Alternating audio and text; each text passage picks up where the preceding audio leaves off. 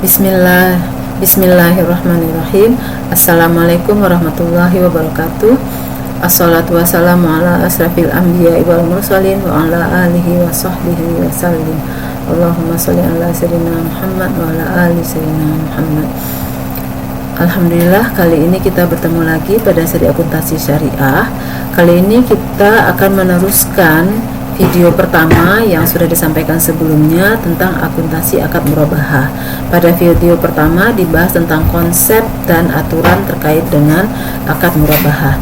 Pada video kali ini kita akan membahas tentang perlakuan dan pencatatan akuntansi terhadap akad murabahah. Seperti pada tujuan pembelajaran yang sudah disampaikan sebelumnya, bagian 2 ini terdiri dari akuntansi untuk penjual maupun pembeli. Mari kita lihat dulu pertama akuntansi untuk penjual. Aset pada dasarnya diakui sebesar biaya perolehan. Namun karena terdapat 2 jenis pemesanan pada akad murabahah, yaitu ada pesanan yang mengikat, ada pesanan yang tidak mengikat. Apabila pesanannya bersifat mengikat, maka aset diukur pada biaya perolehan, dan apabila terjadi penurunan aset, maka akan diakui sebagai beban dan mengurangi nilai aset.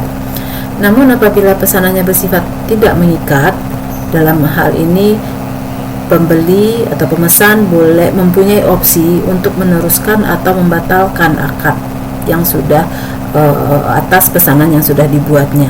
Nah, apabila pesanan tidak mengikat, maka aset diakui sebesar nilai terendah antara biaya perolehan dan nilai realisasi bersih, dan kerugian keselisihnya akan diakui sebagai kerugian. Kenapa ada aturan seperti ini? Kita lihat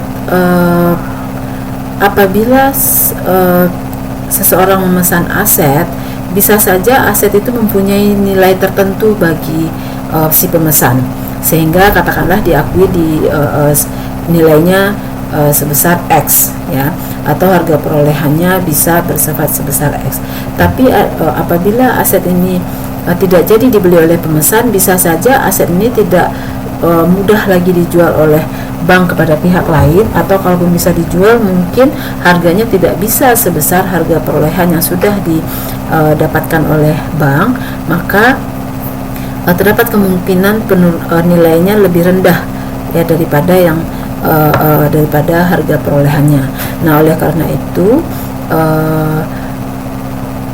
nilai yang diakui kemudian adalah nilai yang bisa terrealisasi, nilai bersih dari realisasinya, dan kerugiannya akan dibebankan kepada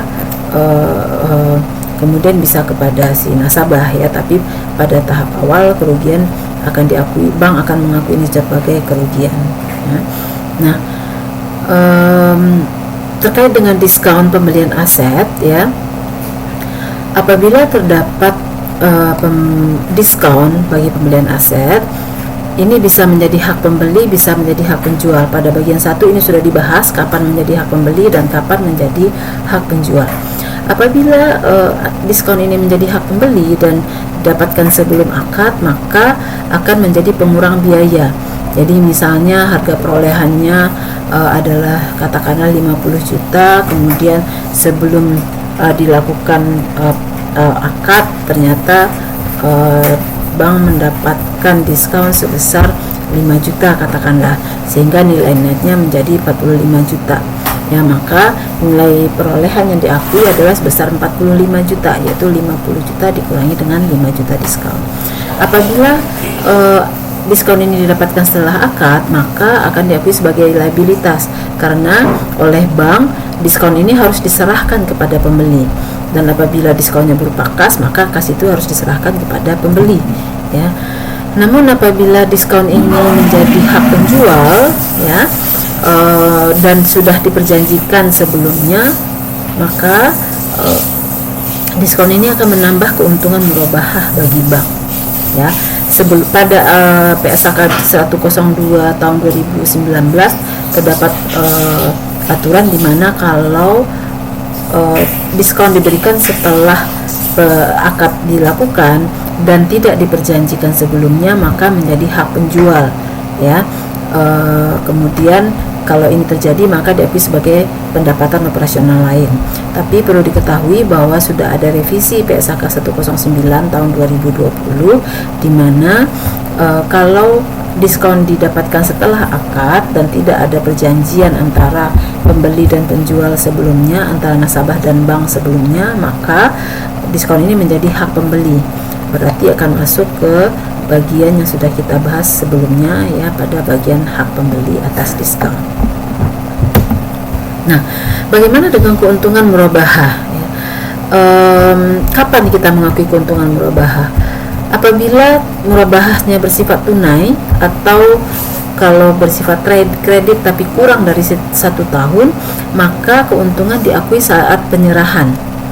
Ya, karena dalam akuntansi diterima di awal ataupun di akhir dalam masa 1 tahun itu tidak menjadi suatu pengaruh yang signifikan ya, sehingga boleh diakui pada saat penyerahan. Namun apabila murabahah bersifat tangguh ya, yang lebih dari 1 tahun, maka terdapat 3 opsi ya. Opsi pertama adalah keuntungan diakui pada saat penyerahan ya. Hal ini bisa dilakukan apabila risiko dan beban pengelolaan penagihan dianggap kecil. Artinya kecil sekali kemungkinan terjadinya gagal bayar oleh nasabah. Nah, apabila bank yakin atas hal ini, keuntungan murabahah bisa diakui pada saat penyerahan barang ya. Kemudian terdapat opsi kedua, yaitu diakui secara proporsional dan sesuai dengan pembayaran tagihan. Jadi margin keuntungan diakui pada setiap kali nasabah melakukan pembayaran kepada bank.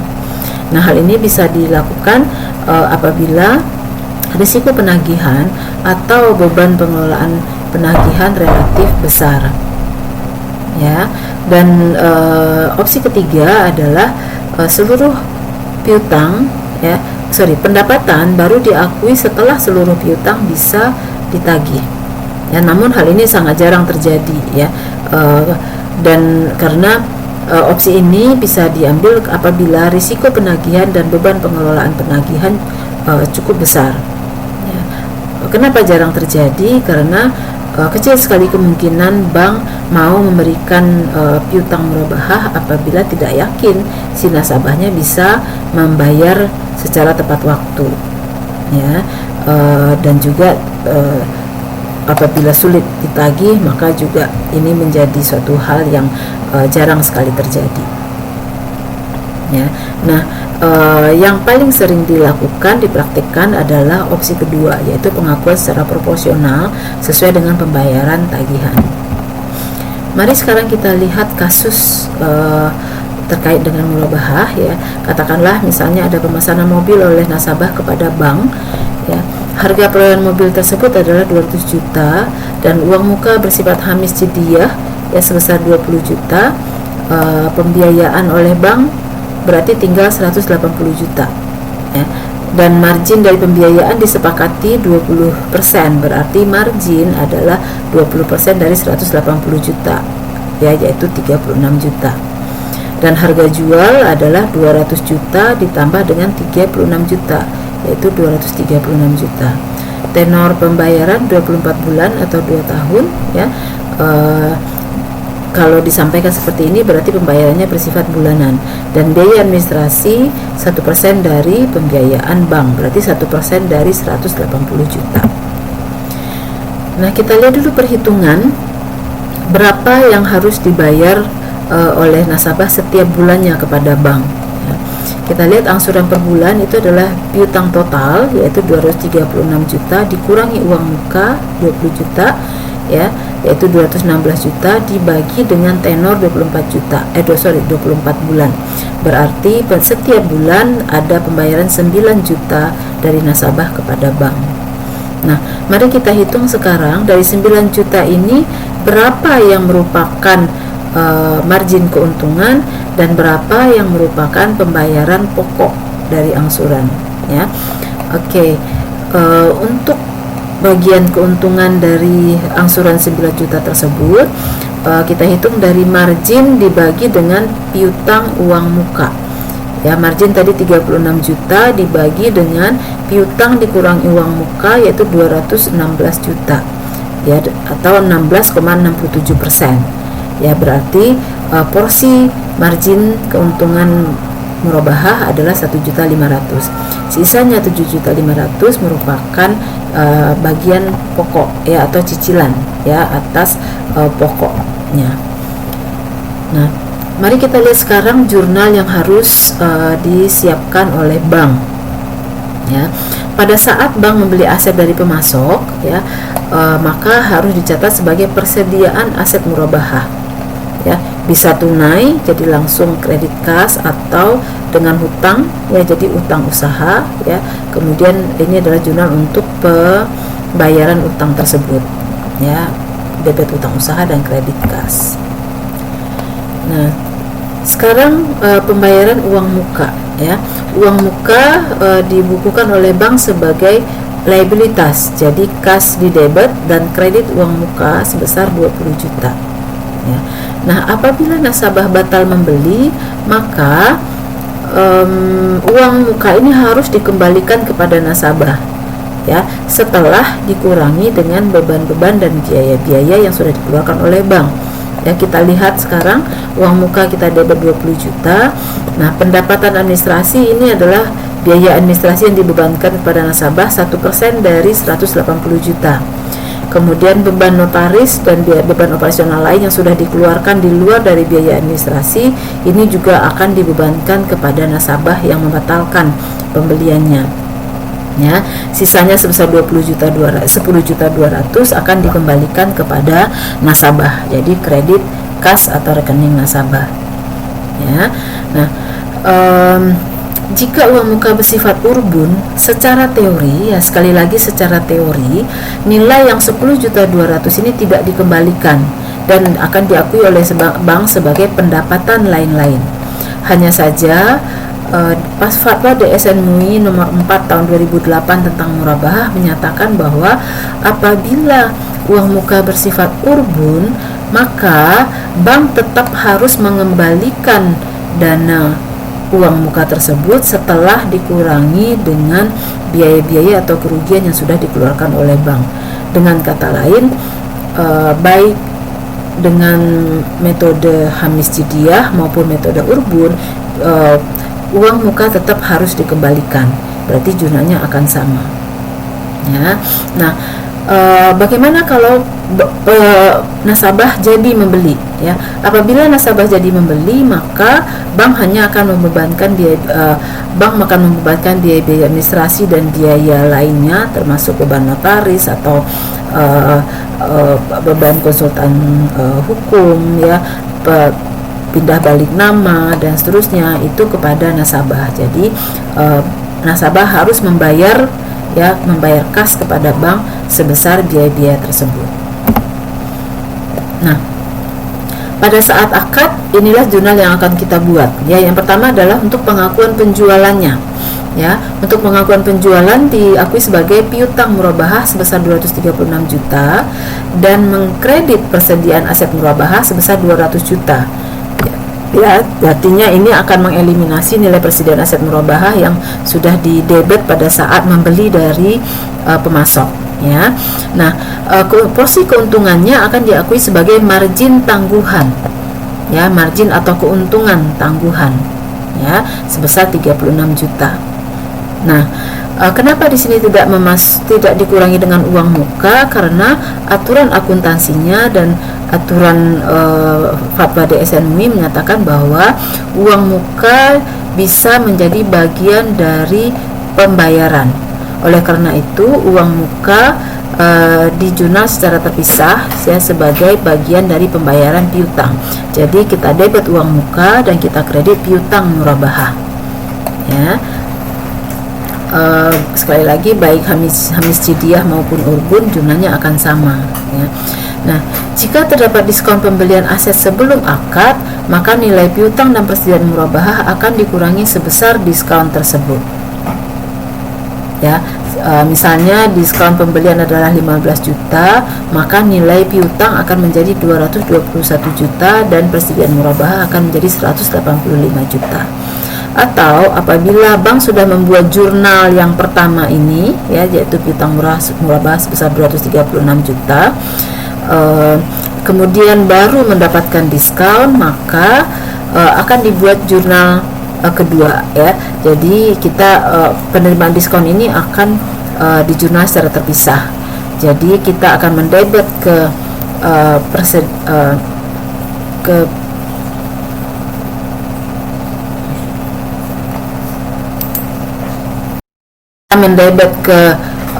persediaan aset murabahah sebesar 15 juta dan mengkredit piutang murabahah sebesar 15 juta. Ya. Nah, berikut adalah jurnal untuk pembayaran angsuran, ya. Setiap kali nasabah membayar angsuran sebesar 9 juta, maka bank harus membuat 2 jurnal. Jurnal pertama adalah untuk pengakuan kas atas pembayaran piutang murabahah. Jadi kita debit kas dan kita kredit piutang murabahah sebesar 9 juta. Dan jurnal kedua adalah untuk pengakuan margin, ya. Jadi margin atau keuntungan kita debit sebesar margin tanggungan kita debit sebesar 1,5 juta dan kita akui sebagai pendapatan margin murabahah sebesar 1,5 juta. Ya, berarti di sini margin tangguhan yang tadinya belum terrealisasi sudah terrealisasi, ya, menjadi pendapatan sebesar 1.500.000, ya. Nah, jurnal ini selalu kita buat, ya, setiap kali nasabah melakukan pembayaran, ya. Nah, apabila pengakuan pendapatannya mengikuti opsi nomor 3, ya, yaitu diakui setelah semuanya lunas, maka jurnal ini tidak kita buat, ya, pada saat nasabah melakukan pembayaran. Tapi kita hanya membuat jurnal, ya, satu jurnal di akhir periode untuk pengakuan marginnya. Kalau jurnal pembayaran kasnya tetap, ya, tapi jurnal pengakuan pendapatan margin ini tidak dibuat setiap bulan, tapi dibuat di akhir masa akad, ya. Kita debit margin tangguhan sebesar total 36 juta dan diakui sebagai pendapatan margin murabahah sebesar 36 juta. Oke. Nah, apabila terjadi keterlambatan pembayaran, ya, maka bank tetap harus mengakui perubahan bentuk dari piutang dan margin tangguhan tadi. Jadi piutang murabahah tetap harus dikredit sebesar 9 juta, tapi bentuknya sudah berubah menjadi piutang murabahah jatuh tempo, ya. Jadi kalau dalam pembukuan terdapat piutang murabahah jatuh tempo, artinya ini adalah piutang murabahah yang sudah waktunya dibayar tapi belum dibayar oleh nasabah, ya. Dan margin tangguhan juga kita akui, ya, tapi tetap kita berikan keterangan akrual. Artinya margin tangguhan sudah menjadi pendapatan margin murabahah namun masih bersifat akrual. Nah, pada saat nasabah membayar, baru kita ubah bentuk piutang murabahah jatuh tempo tadi menjadi kas yang diterima, ya. Dan pendapatan margin murabahah akrual juga bisa diakui sebagai pendapatan margin, ya. Dan apabila terdapat denda, maka akan dibukukan sebagai dana kebajikan oleh bank, ya. Jadi tidak masuk sebagai pendapatan, ya. Sekali lagi diingat bahwa denda tidak diakui sebagai pendapatan. Nah, bagaimana jika pembayarannya hanya sebagian, yang sebagian lagi ditunda? Ya, katakanlah pada satu bulan tertentu nasabah hanya membayar 50% dan menunda 50%, 50%-nya lagi berbarengan dengan pembayaran bulan berikutnya. Apabila itu terjadi, ya tinggal kita mengikuti porsinya, ya. Jadi kas kita akui sebesar 4.500.000, piutang murabahah jatuh tempo, ya, 4.500.000, dan piutang murabahah kita hapus sebesar 9 juta. Margin tangguhan juga seperti itu, 50% menjadi pendapatan margin murabahah, 50% menjadi pendapatan margin murabahah akrual. Dan pada saat pembayaran pada bulan berikutnya, ya, maka ditambahkan yang selisih 4.500.000 lagi. Jadi kas yang diterima adalah 9 juta ditambah 4.500.000 dari utang bulan sebelumnya, dan piutang murabah jatuh tempo kita hapuskan dari yang bulan lalu 4.500.000, dan piutang murabah kita hapus 9 juta. Ya, demikian juga dengan margin tangguhannya yang dari bulan sebelumnya 750.000 ya kita akui sebagai pendapatan margin murabahah, dan 1.500.000 dari bulan berjalan ya, jadi 1.500.000 ya. Nah, apabila terdapat pembayaran lebih awal ya, katakanlah misalnya dalam hal ini pembeli ingin membayar sisa piutangnya sekaligus pada saat piutangnya masih tersisa 120 juta ya, dan kemudian bank katakanlah memberikan kebijakan yaitu memberikan diskon atau potongan sebesar 75%. Nah, mari kita hitung dulu ya nilai 75% ini ya. Potongan ini adalah 75% dari porsi margin tangguhan ya. Margin tangguhan adalah 16,67% kali 120 juta sisa hutang ya, atau 20 juta berarti 15 juta. Jadi bank memberikan diskon 15 juta kepada nasabah. Nah, terdapat dua opsi ya. Opsi pertama adalah apabila pencatatan langsung ya memperhitungkan potongan yang ada ya. Jadi pembayaran langsung 120 juta dikurangi dengan 15 juta potongan ya. Karena itu maka yang pertama yang kita buat adalah kita mengakui dulu potongannya.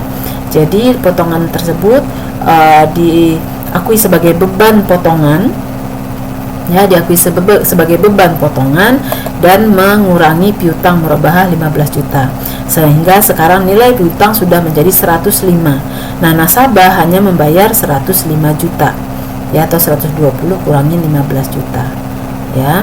Kemudian margin tangguhan yang 20 juta tetap harus diakui secara penuh ya. Jadi kita debit margin murabahah tangguhan sebesar 20 juta dan kita akui pendapatan margin murabahah sebesar 20 juta ya. Nah, beban potongan nanti akan mengurangi pendapatan tadi ya. Jadi tidak dibuat secara net ya. Jadi pendapatan tetap diakui secara penuh ya sebesar 20 juta, dan potongan diakui secara terpisah sebagai beban potongan. Kemudian pada saat pelunasan apabila opsi kedua yaitu saat pelunasan lebih awal, potongan diberikan setelahnya. Jadi dalam hal ini nasabah membayar dulu secara penuh ya. Jadi nasabah membayar 120 juta ya dan mengurangi piutangnya 120 juta, dan bank juga mengakui margin tangguhan pada pendapatan margin murabahah sebesar 20 juta. Baru kemudian bank memberikan potongan berupa kas.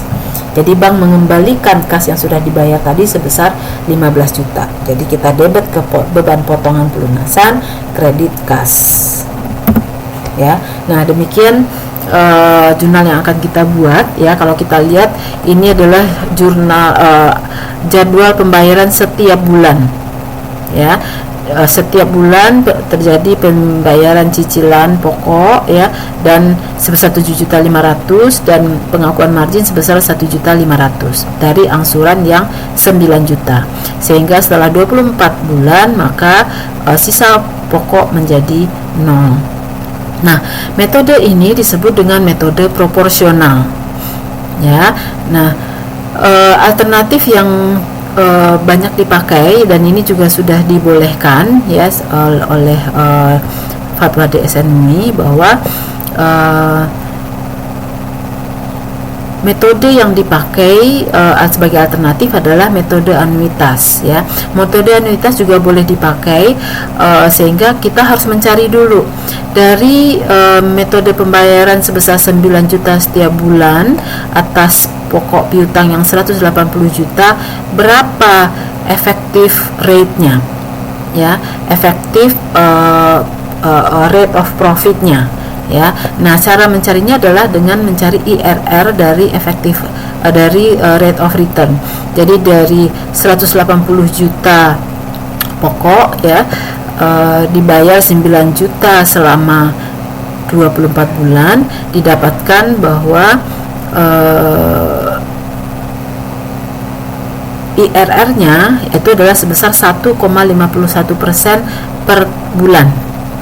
Ya, oleh karena itu cara mencarinya, mungkin teman-teman ingat cara membayar bonds, perhitungan metode effective interest method. Nah, ini persis sama dengan cara itu, sehingga margin yang diakui adalah 1,51% dari 180 juta atau sebesar 2,723 ya ribu ya.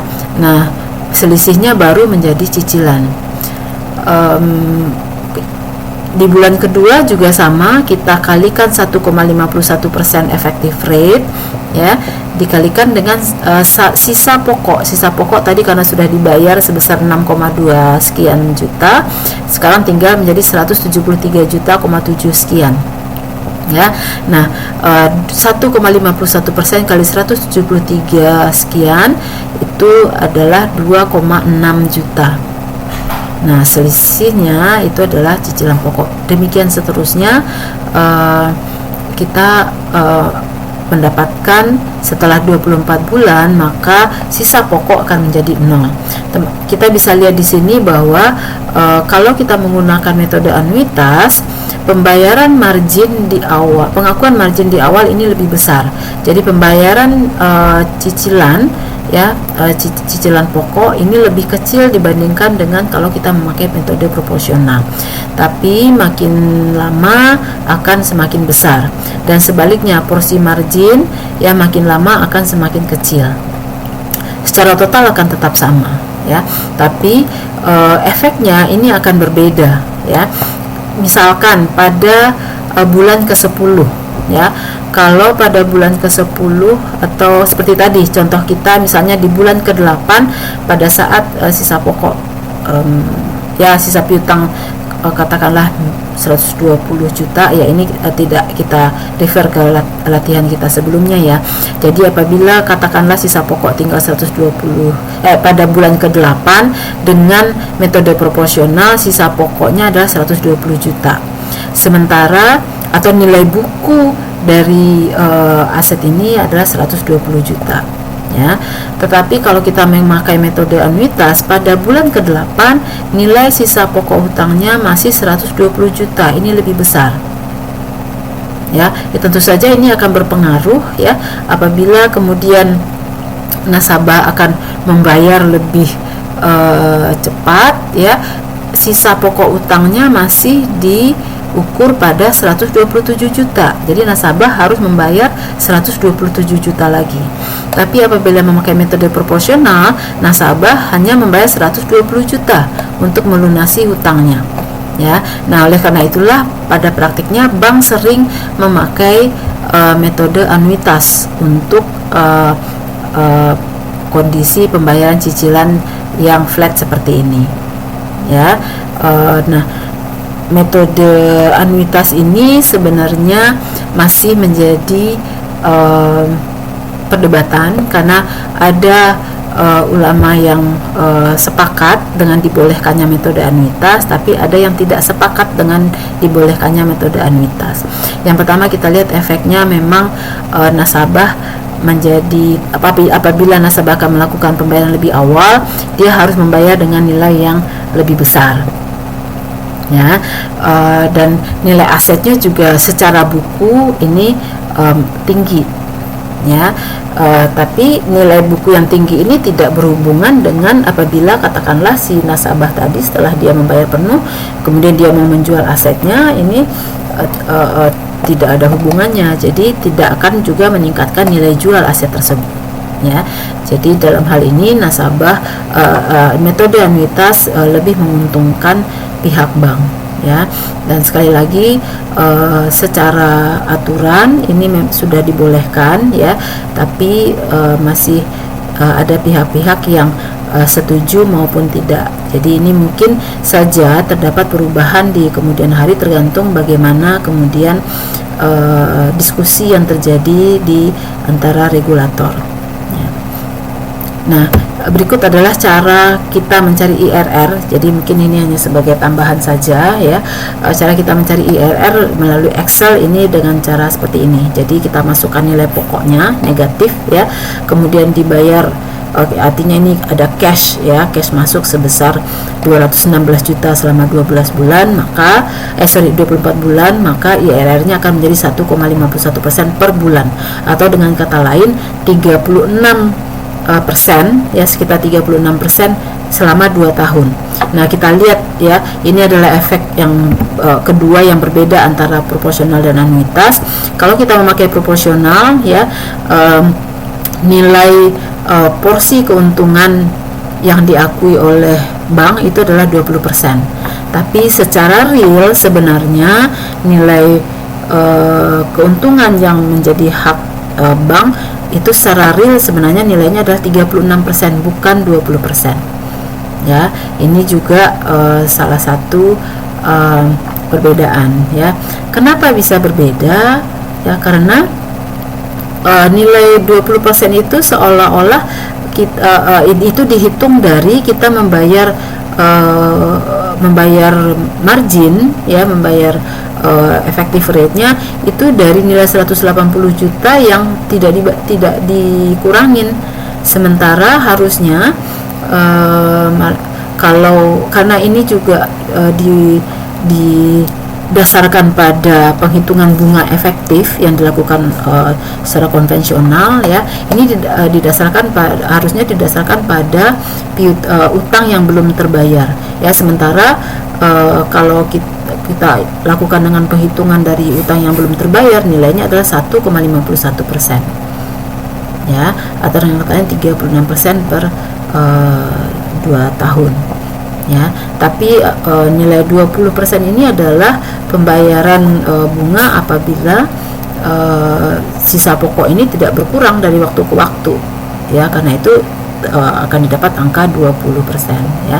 Nah, sekali lagi ini juga menjadi alasan bagi pihak yang tidak setuju, karena metode anuitas ini sering didasarkan kepada perhitungan tingkat bunga efektif. Nah, ini juga dasar ini juga menjadi salah satu pertimbangan mengapa ada pihak-pihak yang tidak setuju dengan metode anuitas ini.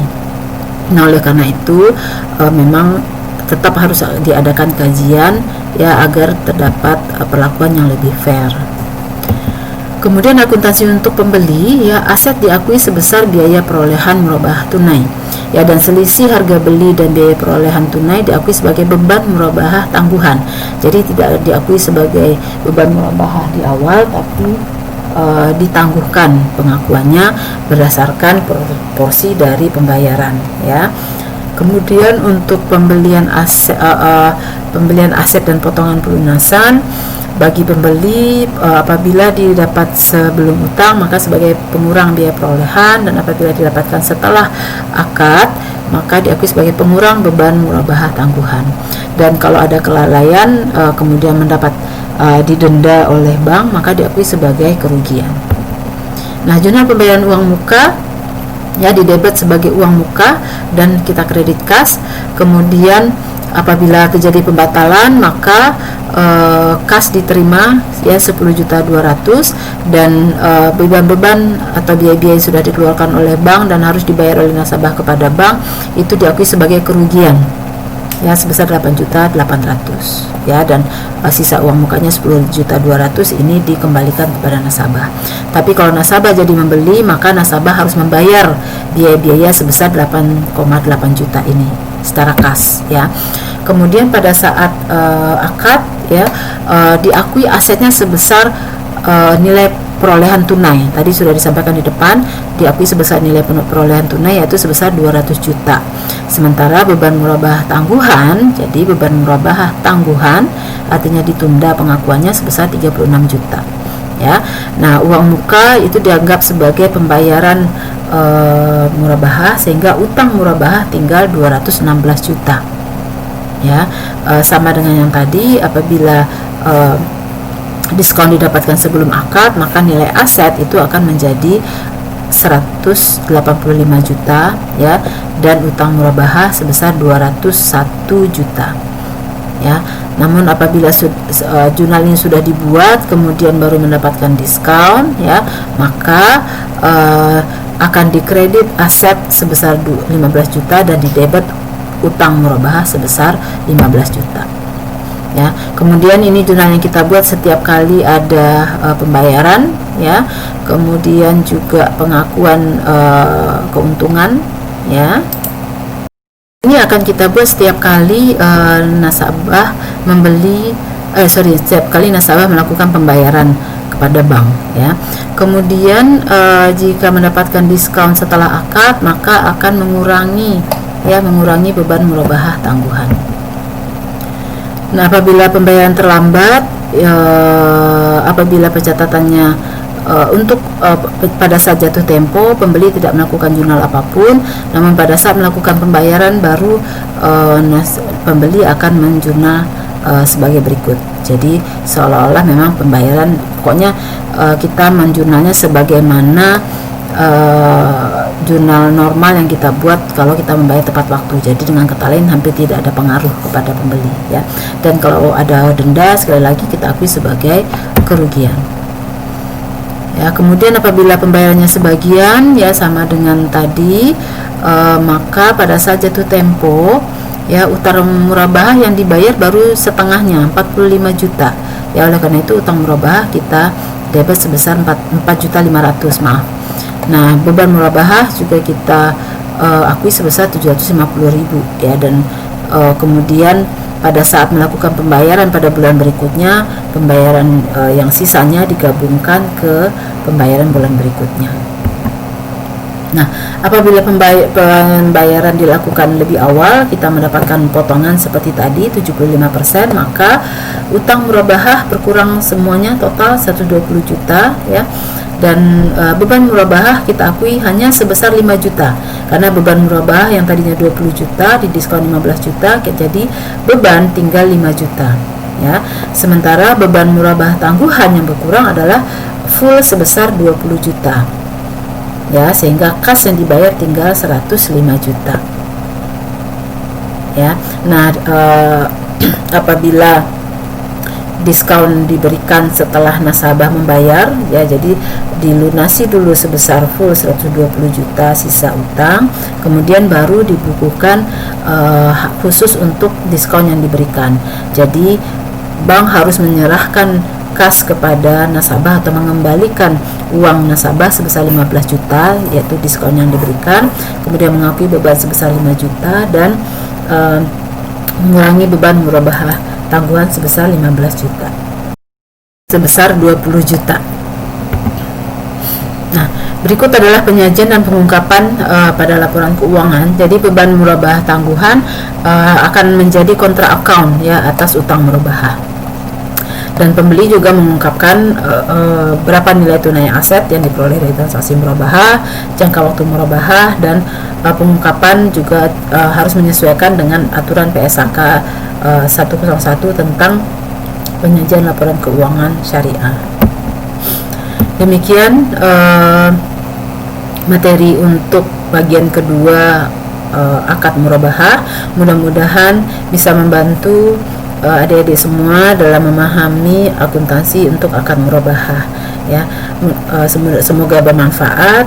Terima kasih dan mohon maaf apabila ada yang kurang berkenan ya. Assalamualaikum warahmatullahi wabarakatuh.